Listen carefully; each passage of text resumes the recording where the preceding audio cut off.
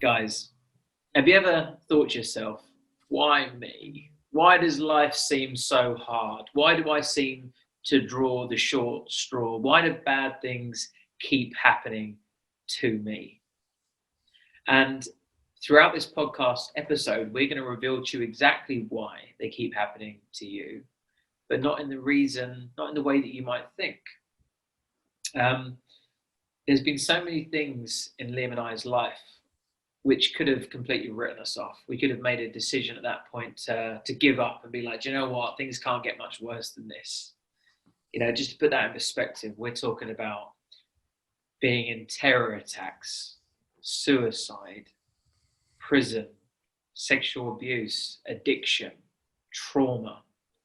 And these things are so easy to look at them and play the blame game and look at it and say, well, you don't know what it's like to be me. You haven't experienced this, and this is why I'm at where I'm at. But I read something once, or I heard it somewhere, I can't remember where it was, and it was the difference between fault and responsibility. Actually, it wasn't that. What was it? Hold on. Something like that. Hold on. Something like that. That'll do. My fault. Blame. Oh, fuck, I can't remember now. Mate, that happens to me all the time. Like, in the back of your mind, what you are remembering is very significant. It's really powerful. And you're like, I know it is, because when I heard it, it was. But you just lose the words. That happens to me all the time. Something else, because I feel like this moment I need to Google it, because that's fine, mate. Yeah, give it a Google. Tap into that Google knowledge. But yeah, interesting topic today. How life is always happening for you. Now, I tell you one thing that really stands out as you were just listing the things that we've been throughout our life, and this makes me laugh when I think about it. I remember that there was a time where me and you were walking through central London. I think we were near Piccadilly or maybe near Oxford Street. And I was telling you about that moment in my life where I had traveled to Miami, right? This was like a couple of years before we had met. And I was going to start that business with that guy, and he just completely ditched me. And I remember you just said, you went, oh God, you've had some real setbacks in your life, haven't you? And I was thinking, that's so funny, isn't it? Because we both had some proper setbacks. Like, Lewis was in prison a couple of years before, and he's standing there going, "Fucking hell, mate, you've had some setbacks." And it was really funny, because I remember, and maybe don't mind me sharing this, but there was like this one sort of, I wouldn't say fear, is the right word, but there was this one, I guess it was a bit of a fear of getting into business with me, because you was like, mate, just don't want to be ditched. Yeah. I've actually got a video of us in traveling down to Essex to see Johnny, and I was like this is going to sound super inappropriate, but I was like laying on the bed and you jumped on top of me and you're going, oh mate, I don't want to be dumped, and I've got it on video. I'll have to post that for our community. They'll find that funny. But I didn't want to be dumped. I'd fucking got ditched by this guy in the middle of Miami. I spent good money to go out there. We had this business idea that I fucking came up with, and he just ran away with it. And and I was telling you about that, and I remember you were like, fucking hell mate, you've had some setbacks.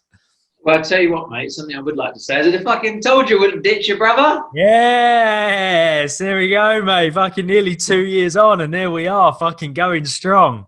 Thank you for the trust. Appreciate it. You've been ditched before, but you didn't let it hold you back. Oh, no. Trusted it from day one, mate. Don't worry about that. I knew that I knew our idea would fly. I knew the relationship would fly, the brotherhood, the community we built. And look where we are now, mate. Look where we are. It's like you're swilling your whiskey. I've got a coffee, you've got a water. Look where we are now, Scrap. But I actually Googled it and I knew what it was, but I thought it was something a little bit more profound than that. So I actually remembered it, but I thought it was something different. So Will Smith speaks about the difference between fault and responsibility, but I thought it was fault and something really close. But I think maybe now we've filled in a lot of knowledge in our brain since listening to that. At the time, I remember thinking, fuck me, I thought fault and responsibility were the same thing. And now I look at it, I'm like, whoa, they're like worlds apart. But I think it's because I've actually learned a lot since then. Does that make sense? So when I first heard that, I was like, yeah, if it's not your fault, you don't do anything about it. It's not my fault, so why do I fucking do anything about it? It's not my responsibility. Fault and responsibility seemed quite similar. But now being a little bit more woke, but having a little bit more knowledge, I can now differentiate that, and it doesn't sound as powerful as it once did. But when I first heard it, Will Smith was basically like, look, things have happened to you, okay? Now, it's not your fault those things happen to you. No one wants to get like ditched. No one wants to have these hardships, these bereavements, these difficult times in their life. But just because it's not your fault does not mean for 1 minute that it's not your responsibility to do something about it, because it's your life. And the difference between just admitting defeat and saying, well, it's not my fault, it's not my fault those things happened to me, and if those things hadn't happened, I wouldn't be here. I could have easily played that game, and I did play that game. I blamed everything and everyone around me for why my life was so difficult, and I refused to accept responsibility for myself and my life. Now, as soon as I took that control back, I realized I had power. So I was like, wow, if I take responsibility, then it now means I'm able to do something about changing it. Because if you're blaming somebody else and you're playing the blame game and you're shifting that responsibility from yourself onto somebody else, then you're not able to do anything about it, because someone else isn't going to do anything to change your life. That person that hurt you, that person that ditched you, they're not going to come up. They're not going to come over and make it better for you. No. So you've got the choice. Like, okay, it wasn't your fault that guy ditched you. It was your responsibility to ensure you keep moving forward, to ensure that you find someone that doesn't ditch you. And woo, you found me! Woohoo, I was here the whole time. Mate, you know what? When you're saying that as well, and this very well could be controversial, right? It remains to be seen, right? But this could very well be controversial, and I've got a feeling that it will be, especially in our game, especially in our self-development, personal development mindset game. As you were saying that, it made me think of something that I've been pondering on over the last couple of days, right?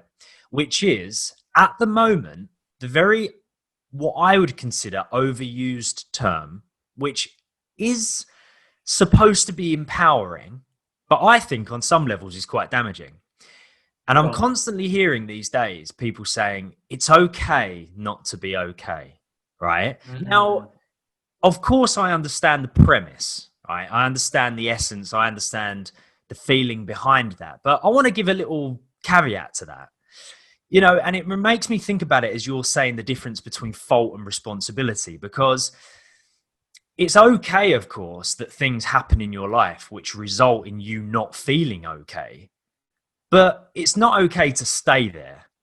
That's not okay. When people say it's okay not to be okay, sometimes I feel like there's a little bit of a sense of giving up that responsibility, giving that away and saying, well, you know what, I feel shit today, and that's okay, because it's okay not to be okay. And at the end of the day, what is okay is the knowledge and the understanding that at some point you will absolutely feel shit. You'll feel down, you'll feel anxious, you'll feel depressed, and things happen to you, and it will make you feel a way that you don't want to feel. That's okay, because you're a human being. Like, that's inevitable. But staying in that place, that is not okay, because you have to take the responsibility to move yourself away from that feeling of not being okay. Living there and remaining in that space is giving up, and it's giving up that responsibility. And it's very much like with the fault thing. Is it completely out of your hands that a fault can occur? Yes, absolutely. Of course, something can happen that it's like, it's not your fault, but it's shit and it's happened and it's made me feel really crap. But then just living in that space, that's not okay. Just to say, oh yeah, but it wasn't my fault, so I'm just going to live here now. That's the same as saying, it's okay not to be okay. It's okay to feel shit. So in which case, I'm just going to live here. I'm going to stay here. Don't stay there. You've got to fight your way out of that paper bag. Putting my psychology hat on, I would say that's enabling. That's keeping somebody stuck. You're basically going, oh, you're not in a good place. That's okay. Just accept it. It's okay to be that. Dangerous. Be sad. That's fine. Because, yeah, and I completely get what you're saying. And there is a thin balance, isn't there, between honoring your emotions, understanding your humanism, and enable yourself to experience a natural range of emotions based on things that cause you discomfort. But then there's the, okay, now what are we going to do to move forward? And that's the part that not everybody allows themselves to take, because they're sitting there in that resentment, that bitterness, that blame game, thinking it's someone else's fault. But then you lose your power because you're waiting for somebody else to come and save you, and they're never going to come. The only superhero of your story is yourself. As cheesy as that sounds, you're the only one that's ever going to be able to save you. You know, you can sit there and blame and shift responsibility and be angry and bitter and resentful of the world for drawing you the hand that you've been drawn. But that won't change a goddamn thing until you actually accept responsibility for whatever hand you've been dealt and try and bluff your fucking way out of it. No, but so that's the first place we want to start, guys. Take responsibility for the things that have happened in your life, whether or not they are your fault. Because, yeah, I mean, me and Liam could go, well, you know, I'm on the streets, I'm a drug addict, you know, and I've been those things, by the way, so I'm not belittling those people. So actually, I haven't been on the streets. I mean, I've been on the streets, but I've never been, like, homeless. So, so that one I don't understand. But, yeah, I've been to these places. It's not like we're going, oh, yeah, you know, those people are the, you know, worst of the worst. We've been to those places, and we were there temporarily, but we didn't stay there because we made a decision to take responsibility for ourselves. But we could have easily sat there in that blame game. Well, you haven't been sexually abused like I have. You haven't had an alcohol addiction. You know, there's a different part of my brain. I'm obsessive and compulsive. I can't help myself. You know, Liam could be saying, well, you know, your dad hasn't committed suicide. You went in a terror attack last week. Did you see people getting stabbed with machetes? I can't move forward. I can't. Yeah. But there was a decision somewhere along that way where we decided that this isn't going to serve us. And regardless of what's happened, we have to use this in some way that we can possibly find, although painful to even accept, that there's a way that we can not only move forward, but use it in some way to benefit either ourselves or others, which is not easy to find when it's something so difficult, is it? No, it's not. It's not easy to find, but the one word there that really, really stands out, and all of our listeners, everybody listening to the podcast that may feel as though you've got something like that, you know, there's been something in your life that has been really tragic and really damaging and really hurtful, and it would give you the reason and the excuse to say, no, that's happening to me and I don't want it to happen to me, and it's a good enough reason to give up or stop moving forward. The word that really stands out to me with what you've just said is decision. Now, I fucking love that word, right? For me, I talk about this every so often when I go on other podcasts as well. And I talk about it in our training and I talk about it to the community. I feel so strongly that a human decision is one of the most powerful forces in the universe. Like when a human being has said, I have made a decision, and I'm not going back on that decision. And I don't care what you say. I don't care what you do. Decision has been made. It will take an army to stop somebody who has made a firm human decision. Now, why is that exciting? It's exciting because it gives us hope. It gives us opportunity. Like, for instance, is life happening to me or is it happening for me? Life happening for you, that is a decision that you make. Life starts to happen for you, opposed to happening to you, once you make the decision that life is happening for you. You don't need to wait for any sort of outside forces. You don't need to wait for any kind of validation. You don't need to wait for any qualifications. You don't need to wait until you reach a certain age. You don't need to wait until you've traveled to a certain amount of countries and seen a certain amount of things. You only need to make the decision as of right now in this moment that life is happening for you and not to you. And if you make that decision, your entire perception of what is happening around you completely changes. I fucking love the word decision. I think people need to be making more firmer decisions over how they think and how they feel and where they're going. Absolutely. So guys, make the decision to ask yourself, how is this happening for you? And no matter how extreme the thing that's happened to you is, that you feel you've been really drawn, dealt the wrong hand, you can find that thing that's helping you move closer towards something else, because everything has polar opposites. We've got pluses and minuses. There's equilibrium in the middle, and you choose what end of the scale you're on based on the perspective that you see it from. For example, addiction, prison, all these things that happened to me. If I'd have stayed stuck, like, oh yeah, maybe I've got a criminal record now, so there's no point even fucking trying. I've had all this shit that's happened. It's like I'm written off. I could have used that story. Instead, I went out and started to help other people. And then let me just tell you a little story, for example. When I was doing drug and alcohol meetings in AA and NA, which is Alcoholics Anonymous and Narcotics Anonymous, I got the chance to sit down with other, recovering addicts and support them and, share stories and feel connected with them. And I realized that I wanted to create something similar to that. So I wanted to create my own community, but people weren't interested, didn't want it. They didn't know who I was. They didn't understand what it was. So I thought I would just help people one-on-one instead. And that's how I got into coaching. I didn't know it was an opportunity. I didn't even know what coaching was. I just started helping people. And then I was like, oh, okay, I see what this is. I see how I could maybe do this. And then I researched it and learned some more tools. But when I was helping these people, I realized I was getting them life-changing results in like short periods of time. They were like, their mind was completely blown. And there was me thinking, I knew nothing. And then I realized that going through rehab, going through counseling, going through severe trauma, having to change my life, being in prison, I developed certain skills. I developed certain resilience. I developed ways of changing my life, changing my mindset in a way that in a way that other people just didn't have the luxury of being able to experience. And notice I said luxury there, because I see that as a luxury. I see that transformation as a luxury.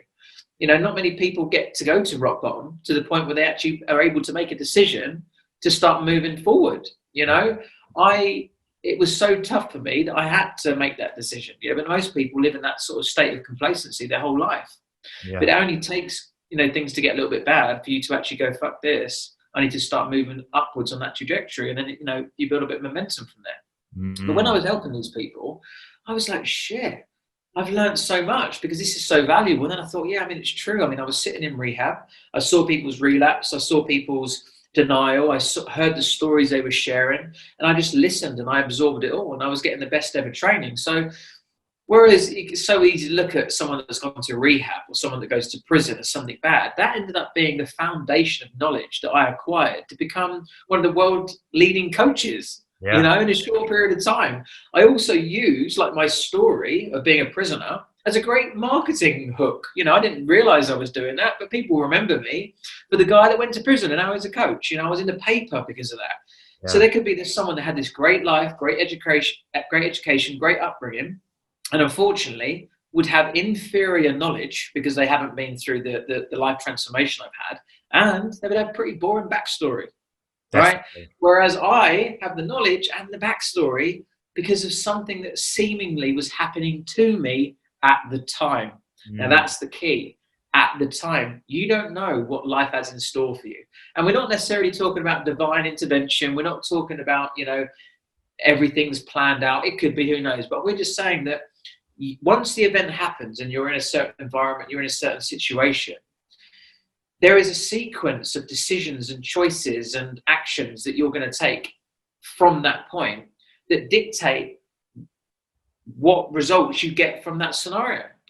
If you choose to be like, oh, I'm in prison, my life's fucked, I'm in real trouble now, I may as well get on heroin, then it's going to happen to you. Yeah. If you go, well, I'm going to use this as a significant moment in my life to change, and I'm going to use what I learn on myself to help inspire hundreds of other people, and make sure that nobody else gets put in a situation where they're going to prison again, and make sure I change loads of people's lives.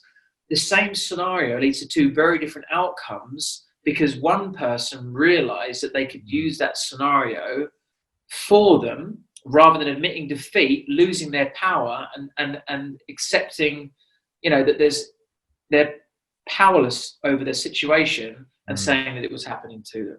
Yeah, exactly. So, when you were saying that, it really reminds me of that Henry Ford quote that we love to talk about during the trainings, whether you think you can or you think you can't, you're right. And I think another version of that would very much be if you decide you can or you decide you can't, you're right. It's just, And it's absolutely true, isn't it? Because it all comes down to a decision. As you're explaining the two different people there in prison, and one of them is saying, well, this is happening to me, there's nothing I can do about it, I might as well get on heroin. That is a decision. That's one decision. Or they could say, you know what, this is really happening for me, I'm going to take the wisdom of it, the knowledge, the experience, and I'm going to make something good of myself. And that is also a decision. It's just a difference of decision, but both is a decision. So whether life is happening for you is a decision, whether it's happening to you is also a decision.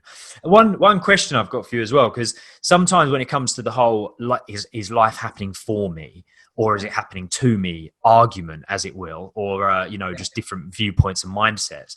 One topic that comes up, which very much is in line with what you were just saying, is lessons. Lessons. Because if we can take lessons from all of the things that are happening throughout our life and we can learn from those lessons and then we can better ourselves because of them, then surely life is constantly happening for us, just on a constant basis. Never at one point would you be subject to life happening to you like a victim if you make the firm decision that you're going to take a lesson from every single element of your life that happens, and you're going to learn from that lesson and you're going to progress. So my question is, in terms of that idea, the lessons, do you feel as though, and it seems silly to even ask because I think it's an obvious answer, but do you feel that you've been able to learn from the lessons that have been presented to you throughout your life up until this point? Because some of those lessons have been fucking hard lessons.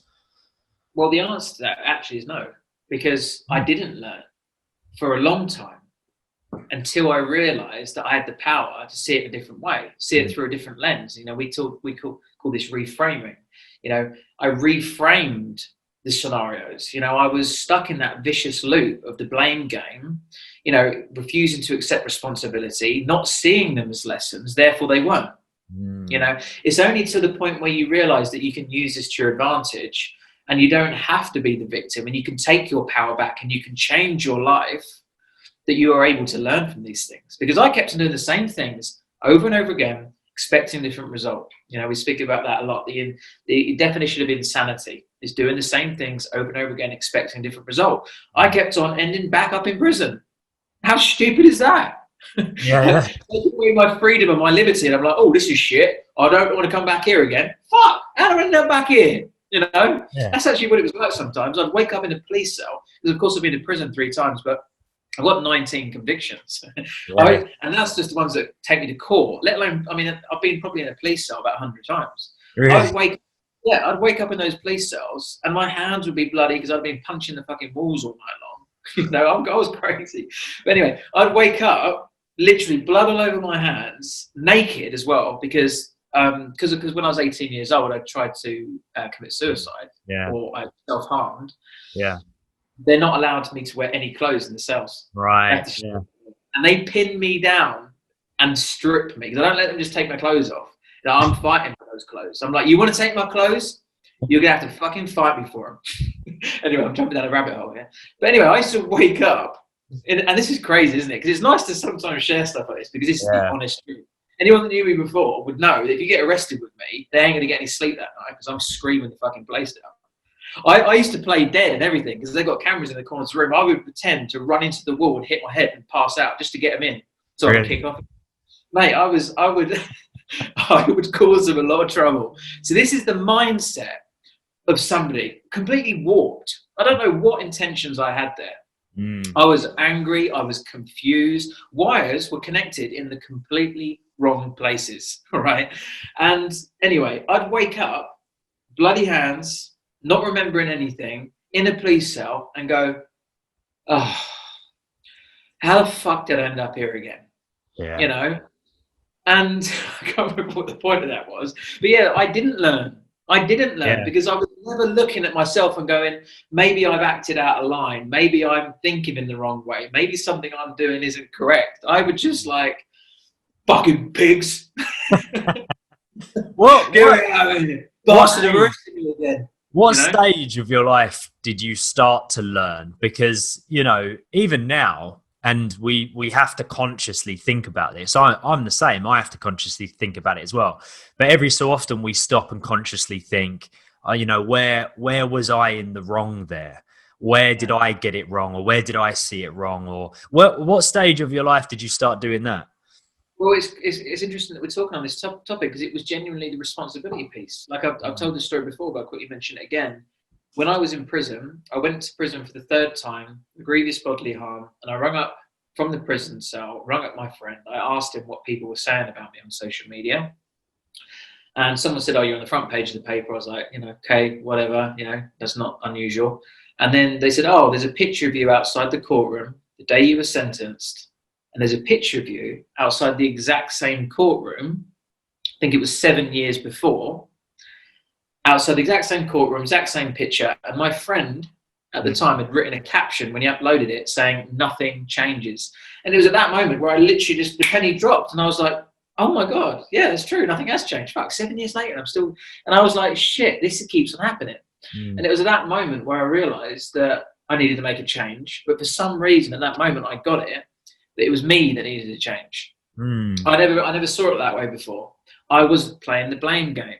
Yeah, but it's tough. I'm an addict. I've always been like this. I'm always in trouble. This is me. This is and then all these things have happened to me. Playing the blame game, refusing to accept responsibility for myself. And the moment that I did, and I realized, I was like, fuck, I can change this.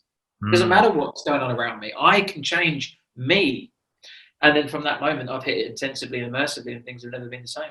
So what's interesting as well, and like it might, whether or not you consciously know what this was, or we might have to go down memory lane and think about it. But in that day where your friend said that to you over the phone about what your other friend had posted, you would have made, consciously or subconsciously, you would have made a decision.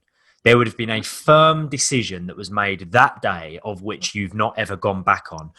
What, if you can know, or if you can put it into words, what was that decision you made? Even if it was subconscious back then, what do you think the decision was that you made?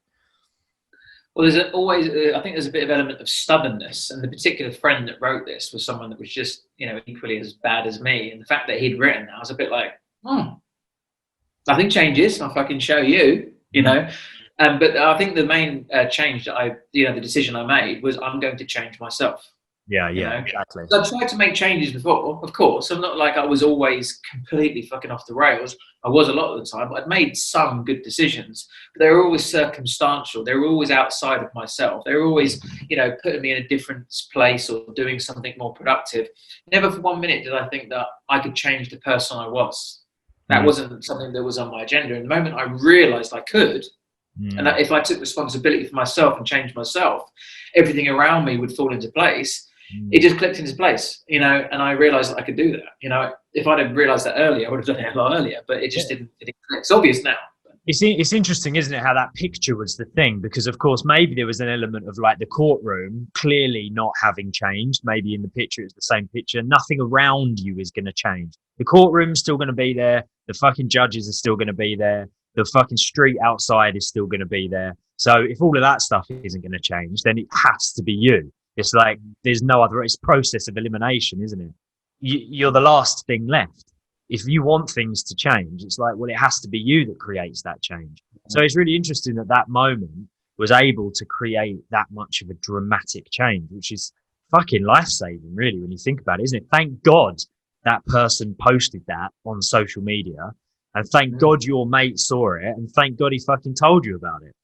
They're in prison now, that person. Funny enough. No way. Went down for, wow. I think it was 4 years for getting caught with a kilo of cocaine. Wow. See, isn't life a funny thing? When it comes to the whole, is life happening to me or for me? Another thing that people talk about in relation to that idea is that if you can create that mindset shift and you realize that life is happening for you and not to you, it becomes a catalyst for growth. And you experience that the day that your mate said to you, yeah, this is, there's this picture, the caption is nothing changes. And then it became a catalyst for growth. And for everybody listening to this who clearly wants growth, because on some level, we all want growth, right? Whether it's personal growth, financial growth, growth within our love relationship, within the amount we can travel, with our fulfillment, happiness, people want growth in some way or another, and making that mindset shift and creating that decision that life is happening for you and therefore you're going to learn from the lessons that you've been given. We've seen it time and time again that becomes a catalyst for growth. So for everyone listening to this, if you want that growth that you're searching for, start to make that decision that life is happening for you due to a series of lessons that all you need to do is learn from them. If you make that one simple little shift, and it can happen in a second, that decision, you will inevitably start to experience more growth in whatever areas of your life you want to experience growth. And become an expert at finding those things that enable you to be able to say, okay, well, this isn't so much of a bad thing because this is happening for me. Not just, oh yeah, but it will turn out all right. You can really search and find those things. Like, honestly, Liam, if you can, just test me now. Give me anything you can think of, as extreme and as painful as you can possibly imagine. And I'll tell you why that's happening, like, for you. Not necessarily you, just in general, I'll give you a reason why that's not so much of a bad thing. In my life? No, just in general, just like a scenario of what someone could perceive as really fucking devastatingly bad. Well, let's say someone losing their partner, like their wife or their husband. Yeah. Well, it depends on how, but like something, for example, that you've got a good connection to is the fact that you've, experienced this. I mean, we don't use the word suicide because you don't think it's come from there. Sure. But think about the work that you and your mum are doing as a result of losing that person in your life. The actual event and the person that's lost is like the worst thing that can ever happen. Yeah. But how is that going to affect something on a better level, which is fucking difficult to look at. But if you lose some, I mean, I'll give you another example. My friend, when I was 18 years old, got stabbed in the chest with a kitchen knife and murdered. Wow. And 21 years old, sorry. Shout out to Billy Dove if anyone's ever listening to this that knows Billy. And they've created a charity called Billy's Witch, and it's still going, thriving as of today. That prevents knife crime. And this was 10 years ago nearly now. Fucking hell, time goes quick. So 9 years, this charity has been existing to prevent knife crime. Can you imagine how many lives that has actually changed through the awareness and the support? Not just lives in terms of saving people from stopping out and using knives, but also like supporting families who've maybe been through that. There's families that have been victim of knife crime that have been supported through this charity, and there's been preventative measures and education in schools to stop it from happening. The ripple effects of that, we're probably talking about thousands of lives saved and thousands of lives made better from the support that it's offered from one life that was lost initially. Yeah. It's so difficult to look at those things, isn't it? But they are there. They are there. And if anything, again, when it falls onto the shoulders of a decision, it's actually really vital to look at those things, because if you don't look at those things, you have one more alternative, which is to look at the devastation, and you don't want to be continuously looking at the devastation, because it's not like the more you look at it, you're going to be able to reverse it in any way. Once it's happened, it's happened. I've experienced this in a big way. There was a point, right? And I don't know if I've ever shared this before, but my dad, after I lost my dad, and for anyone that doesn't know, my dad stepped in front of a train, and that's how my dad's life came to an end. He voluntarily, on some level, stepped in front of a train, even though we feel like is a mixture of antidepressants, sleeping pills, and other things that he shouldn't have ever been taking. But that's how his life come to an end. And leading up to his inquest, it was such a bizarre fucking time, because when we were leading up to his inquest, we were sort of me and my family, like really, really wanted the verdict to come back that he didn't die via suicide, right? So there's this fucking judge sitting there who's a coroner or whatever, right? And there's like a couple of people in this courtroom, a couple of police officers who were involved in the looking at the CCTV and finding my dad's body. Like there's some people there that are involved, but fucking, as far as you're concerned, as the person who's just lost your parent, it's just a bunch of nobodies, right? Who don't know your dad. They know him as a fucking number and a statistic. And you get it into your head that you think it's important that they don't think that he's killed himself, right? That they come back with a verdict other than suicide, accidental death, not within his right mind, all of this sort of stuff, right? And leading up to the verdict, there was almost this sort of overwhelming feeling like if the judge comes back and says the verdict is anything other than suicide, then you kind of think dad's going to come walking through the door again. And you think, oh, it's going to make a difference, right? That's going to make a difference. And then you get to the court and you realize it doesn't fucking matter what they say. It doesn't matter what their viewpoint is or what their verdict is. Because as much as you want it, he's not coming home. Like, he's not going to walk through that door again. And if that's where your mind is firmly fixed, there's nothing that you can do to better the situation. It's not like if you put all of your focus into the devastation that he's going to come walking through the door again. So your other option is to try to put all of your focus and your mindset towards the change that can potentially occur for the better due to that person dying. And that's a very difficult decision to make. And it's a hard one to shift your mindset away from that's something that happened to us to happening for us. But as far as I'm concerned, it's vital. Like, you have to make that decision, because if you don't, you'll end up just going mad. You'll go crazy. And then there's the elements of play that maybe there is some divine intervention, and this is mapped out, and there are a sequence of events that, you know, are meant to happen. Like, I'll give you an example. It could be questioned whether or not TCM would even exist if that hadn't happened, because when we connected, I spoke to you, and that was very raw and very real, and you just openly sort of almost had to share it because it was what was going on in your life, and it was such a big dramatic thing that was happening. Sure. And immediately I connected with you on that because my dad had died. Yeah. And it was like, oh fuck. And it was like an immediate connection between you and I that changed it from this like chit chat on Instagram that you have hundreds of and turned it into something more meaningful. As a result, we've now helped probably now in the excess of the ripple effect, millions of people. Yeah. So who knows what's in plan for any of us and what is good and what's bad, because we don't know the sequence of events that happens after it. And just to exactly, right? Exactly. This is why I'm so passionate about the idea of the human decision, because we can't know. What I believe we must do is make a decision which is actually going to better us and other people. So we can't know whether or not there's a divine intervention. We can't know whether or not it's happened for a reason. So I'll tell you what we'll do. We will make the fucking decision that it has happened for a reason. And that is within our power to do that. We make a firm decision. This has happened for a reason. And I'm going to make sure that everybody knows John Collins' name, and I'm going to change millions of lives because of the driving force behind that. That is a decision that I can make.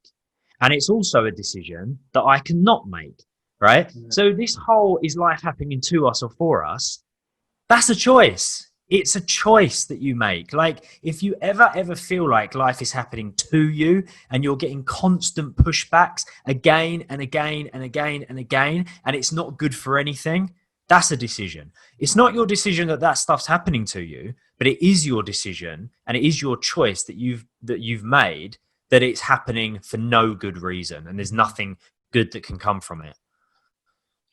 I've got something that I'd like to share that's going to be quite difficult to explain, I think, but if it comes out well, it'll be fucking powerful. But I've been doing these breathwork sessions recently, and you really tap into a different part of your brain. Like, it's your body as well, but the only way I can really describe it is I'm thinking from my body, if that makes any sense. I'm accessing a less logical part, and it's coming from a different place. I'm still thinking, I'm having realizations, I'm still having thoughts and visualizations, but they're not my usual thoughts.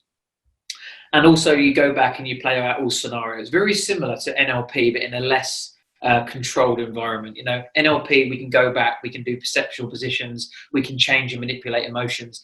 These sorts of visualizations that I have in breathwork, that all happens, but I'm not consciously thinking about it. I'm just going back to places. It's crazy, right? So one of the things I did recently is I went back during one of these visualizations in this sort of altered state of consciousness in this breathwork session. And I had a conversation with my dad when he was my age, but I was my age. So we was the same age. Wow. And I sat down and I spoke to him, and I was thinking, fucking hell, he's a really nice guy. Yeah. Wow. And then I started thinking to myself, like, what happened to this man? You know, why was he so bitter towards me? Why was he so angry and hurt a lot of the time? And then this realization came to me that I don't need saving because I'm okay. My kids don't need saving because I'm going to fucking look after them. Yeah. And I can't save my dad because he's already dead. But you know what I can do? I can become the person that could have saved him. Mm. Not from his death, because that was from cancer, but it's the person that saved him from feeling the way that he did. Yeah. If I can become a person that I know could have gone back in time and had a conversation with my dad and like helped him not become an alcoholic and not be bitter and not be angry and not be violent, and then I would know that I fulfilled something in me, you know? Yeah. So anyone listening now, become the person that could save somebody that maybe couldn't have been saved, you know? Be that person, because so many people are looking for the hero, aren't they? They're looking for somebody to swoop them off their feet. They're looking for somebody to, you know, solve all their problems and save the day, when in reality, like, we can be that person, not just for ourselves and not just for the things that we have control over. Like, we have the ability to access all different weird parts of our brain, you know? With NLP, you can go back and you can manipulate memories. And, you know, this might be a bit hard for anyone that's not done NLP, but, you know, say, for example, you've had a broken relationship with, you know, someone that's passed away. You can actually go back and you can have another conversation with them, resolve, you know, that bad feeling between you, and then move on from it, because your brain doesn't really know the difference between a memory and imagination.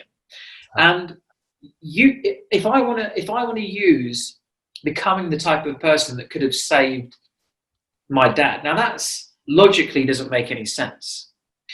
But if in my mind somehow that gives me some sort of driving force and some sort of reassurance and some sort of fulfillment, knowing that I'm the hero that me and my dad kind of needed the whole time, then that's going to drive me, and that's going to feel just as fucking powerful as if I was to actually go back in time and do it. Exactly. And that's where this stuff is so powerful, like the breath work that you're doing, NLP, because like you mentioned a moment ago, the brain cannot really differentiate between a memory or an imagination, right? We can't. Those two things spill over so much that they're essentially the same things. So it is as close as you can possibly get to actually going back in time and being that person in order to save your dad. As far as your brain's concerned and your memory and your imagination is concerned, you may as well have done it, because you'll yield the same results.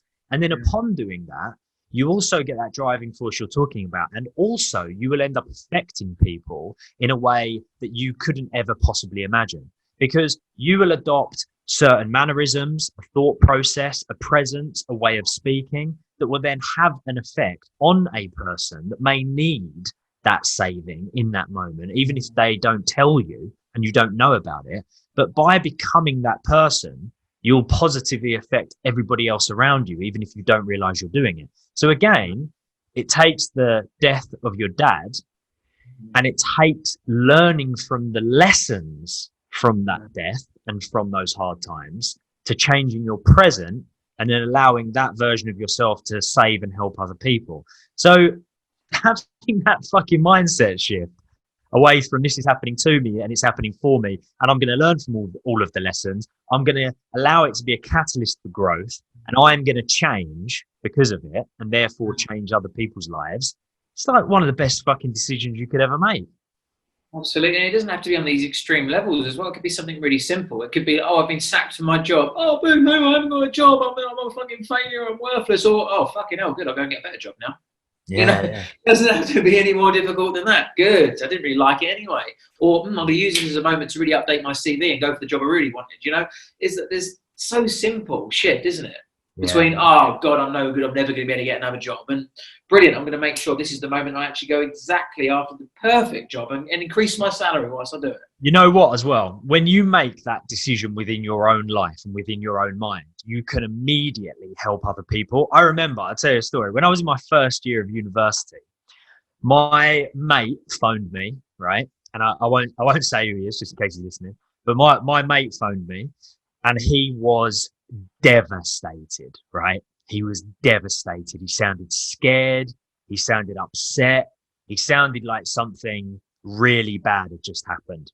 And I had already sort of shifted that mindset, and I'd already started living in the mindset of, you know what, I make a firm decision. I'm the one that makes the choices. Like life is happening for me. And he was like, Liam, I've got some news. I was like, what? And he goes, you know, that girl I've been seeing, who had been seeing for about a week, he was like, or like a couple of weeks, he was like, she's pregnant. And me immediately in that mindset of life's happening for you. He was only young, the guy is only young. And immediately I went, mate, that is amazing. Congratulations. And he didn't know what to say. And it sort of took him back. And I was like, mate, that is one of the most wonderful things that can happen to a person. Well done. Congratulations. And he started going, well, yeah, I suppose it is, isn't it? I didn't really think about it like that. And I was like, and your balls work and your swimmers work, mate. You got strong swimmers. You know, you can have kids. A lot of people die to try to have kids. I was like, do you know how many people put money and time and heartache into trying to have kids that can't have kids? And you're about to have one. How amazing is that? He had a gorgeous daughter, baby girl. And she's like, fucking, I mean, this was like, we're talking like 9 years ago now. She's like 8 years old. And he just couldn't be happier, right? But it took that mindset of the person who knows that life's happening for you to just have a little bit of an influence to say, well done, instead of go, fucking hell, mate, shit, what are you going to do? No, and so it affected him that day in a positive way. And now if you could say to him, oh, do you want to go back in time and not get that woman pregnant and get rid of your 9-year-old daughter? It would be the difference between life and death to obviously not have that happen, because he's madly in love with his daughter, and it's probably the best thing that's ever happened to him. It gives him so much joy and fulfillment and nurturing something that's, you know, part of you into the world. And he didn't see that at the time. All he saw was, fuck, she's going to want all that maintenance money off me. I'm not going to be able to go out on a piss anymore. But yeah, he didn't realize that it was happening for him the whole time. And, you know, more was to be revealed. A lot of joy and love that he didn't anticipate. It's a great scenario. So guys, as we sort of move towards the end of this episode, it's been a little bit abstract, and I just want to really sort of nail in what we're talking about here. There's so many things that happen outside of your control. They're not your fault, but it's your responsibility to make a decision and use those things to better your life or other people's life in some way, because we can always find it. Everything has a different end of the spectrum. For example, recently, the coronavirus, one of the biggest things that's ever happened in our lifetime. However, you know, there was those stories about, you know, deers running through the villages and, you know, the ozone layer clearing up and the sky being the brightest. And actually, one night I saw all the stars. It was like the brightest starry sky I've ever seen in my life. And, you know, pollution apparently, and it's, you know, I don't know the exact statistics, but I've heard that the effects of the pollution potentially would save more lives than the people that have, you know, let's not get into that rabbit hole, but there are people that have benefited from that. And there are positive things that have come from it. We've come together as like a global race on this. You know, we're probably the most connected, you know, internationally than we've ever been, due to this mutual concern that we're all communicating. Exactly. So there's so many different ways to look at it. You know, we're valuing our health more, we're valuing our freedom more, we're valuing fulfillment. Our life will never be the same, because we'll always remember how tough things were and how uncertain things were at this moment. And we don't know what's to come yet, you know, and that's just like one scenario. Have a think about how life can be happening for you, not to you, because you have the choice to see it that way or not. And from the decision that you make, things will spiral into I say spiraling into control rather than out of control. Because at the moment you start making the right decisions, moving in the right direction, seeing in the right way, they have a positive impact, and things start to get progressively better and better and better. From that decision that I made in prison, that I wasn't going to let this beat me and I was going to move forward, and I started to get a better result in my life, and then make another decision. Now things are dramatically different, you know, to the point where traveling the world, helping change thousands of lives, making good money, clean and sober, those things wouldn't have happened unless I realized that life was always happening for me. You know, you can turn these bad things that have happened to you into your greatest gifts. We talk about turning adversity into an asset, because this is an intellectual asset that you own, because you've got a roadmap of how to fix those things.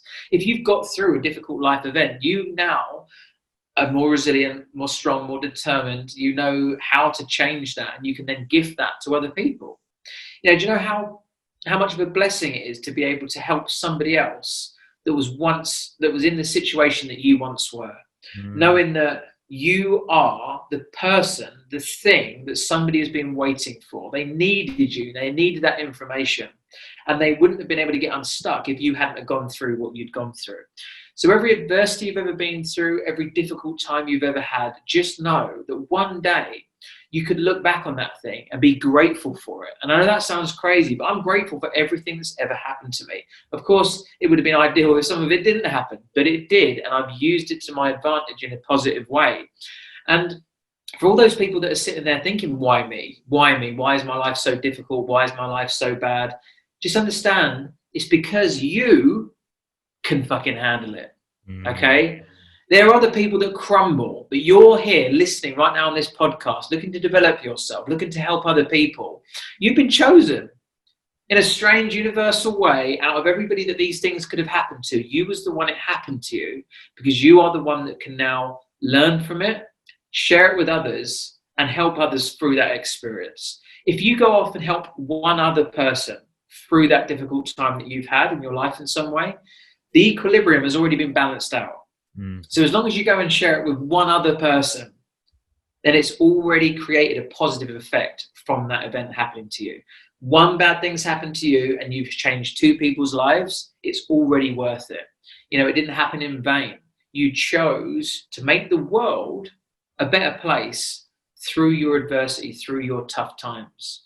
So know that you can handle it. It's happening for you as long as you know that you are able to make the decision to see how.